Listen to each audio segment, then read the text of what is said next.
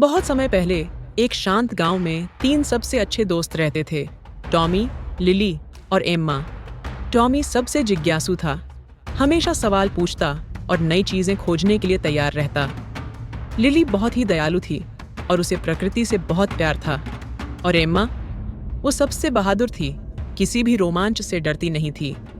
एक गर्मी के दिन तीनों दोस्तों ने जंगल के उस हिस्से में घूमने का फैसला किया जहां वे पहले कभी नहीं गए थे। पत्तियां हवा में फुसफुसा रही थीं और जंगल की जमीन पर हरे हरे काई का नरम कालीन बिछा हुआ था। जैसे जैसे वे गहरे गए, लिली की नज़र एक छिपे हुए रास्ते पर पड़ी जो उन्हें एक पुराने जंग लगे गेट तक ले गया। गेट के ऊपर एक धुंधली लकड़ी की तख्ती लगी थी जिस पर लिखा था, जादुई बगीचा। तीनों दोस्त हैरान होकर गेट की तरफ देखने लगे। टॉमी की आंखों में चमक थी और एम्मा का दिल जोरों से धड़कने लगा। क्या ये सच में जादुई होगा? लिली ने धीरे से पूछा। टॉमी मुस्कुराया। पता लगाने का सिर्फ एक ही तरीका है। और फिर उन्होंने गेट को धकेला जो बहुत दिनों से नहीं खुला था।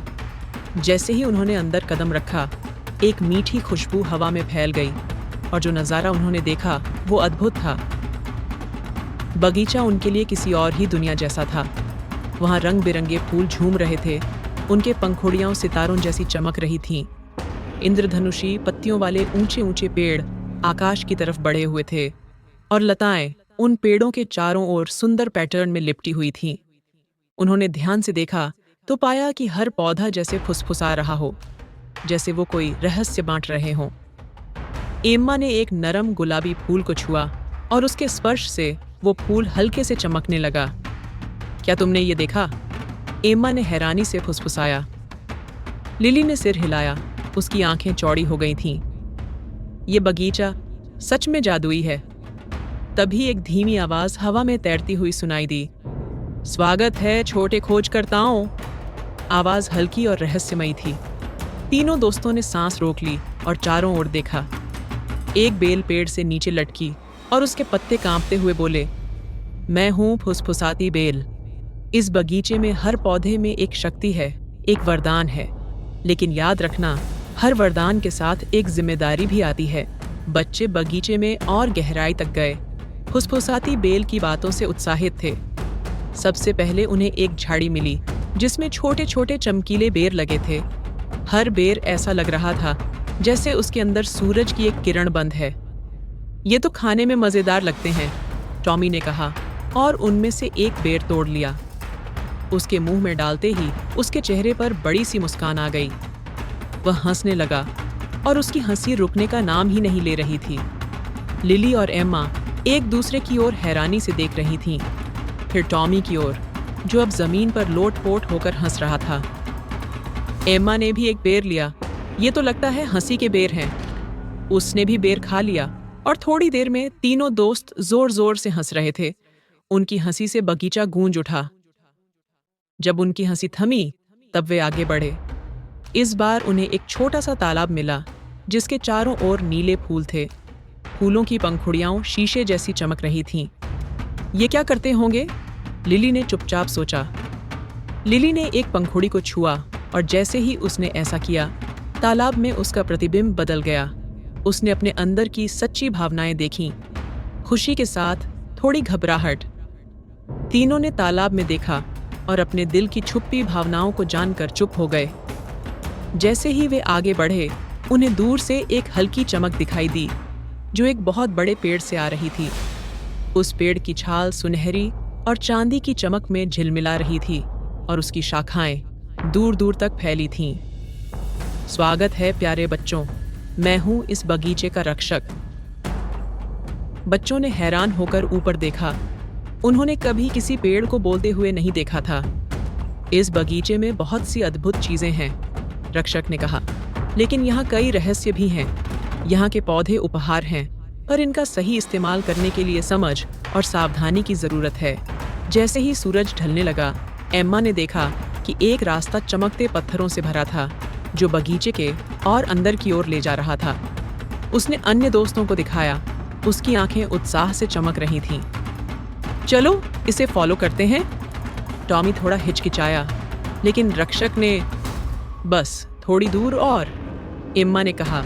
उसके अंदर का रोमांच बढ़ गया था। वे उस रास्ते पर चले, हर कदम के साथ पत्थर चमकने लगे। जल्द ही वे बगीचे के दिल तक पहुंच गए, जहां एक विशाल पेड़ खड़ा था। उस पेड़ के पत्ते इंद्रधनुष के रंगों के थे और वे हर कदम पर बदलते जा रहे थे।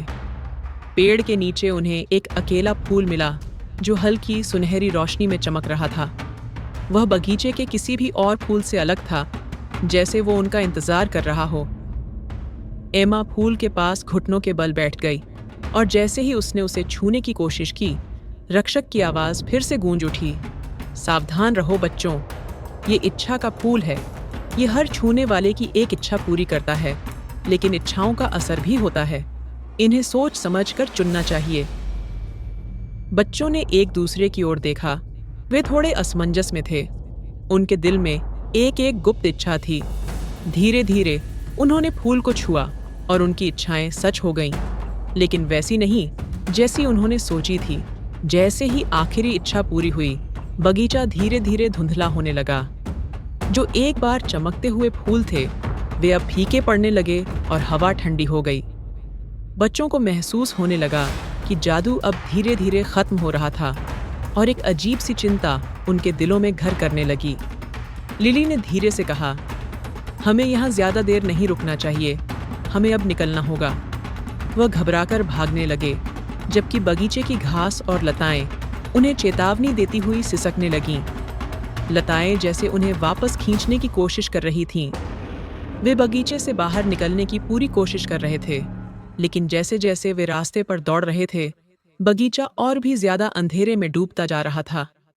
दिल की धड़कन तेज हो गई और आखिरकार उन्होंने गेट तक पहुंचकर उस पर एक आखिरी नजर डाली। फिर जैसे ही वे गेट के पास पहुंचे, वह बंद हो गया और एक कड़क आवाज में वह बंद हो गया। जब वे मुड़े तो गेट और बगीचा दोनों गायब हो चुके थे। वे फिर से उसी सामान्य जंगल में थे जहां से उनकी यात्रा शुरू हुई थी। उनके पास केवल उस जादुई यात्रा की यादें बची थीं जो उन्होंने एक साथ बिताई थीं। जैसे ही वे घर की ओर वापस चलने लगे, उन्होंने एक छोटी सी चमकदार फूल को अपने साथ रखा था, जो उस दुनिया की याद दिला रहा था जिसे उन्होंने खोजा था। एक ऐसी जगह जो छिपी हुई थी और जो अगले साहसी बच्चों का इंतजार कर रही थी, जो उसे फिर से खोजने के लिए तैयार होंगे।